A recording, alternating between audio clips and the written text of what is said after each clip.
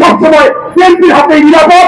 এবং আমি আবারও শেষ করতে চাই এই বলে, হিন্দু ভাইদের, খ্রিস্টান ভাইদের, বৌদ্ধ ভাইদের এবং মুসলমান তফসিলি সকলকে বলবো, আসুন ধানের শীষে ধরবেন। এবং এই বিএনপি হচ্ছে পরীক্ষিত দল।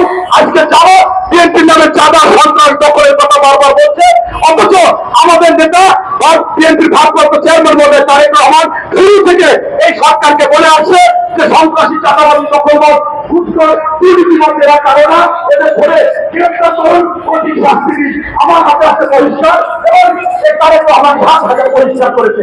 তাই কিছু শাস্ত্ররা, কিছু দুষ্কৃত বিএনপির মধ্যে এই সমস্ত করলো, আর সেইটাদের শাস্ত্রা চোর। আর এই জামাত হচ্ছে কুকুর চোর, ডাকাত। তারা কি করেছে? সচিবালয় দখল করে তফসিল বাণিজ্য করতেছে। তারা কি করতেছে? তারা আপনার যত শিক্ষা প্রতিষ্ঠান দখল করে টেন্ডার বাজি নিয়োগ বাণিজ্য করতেছে। তারা কি করেছে?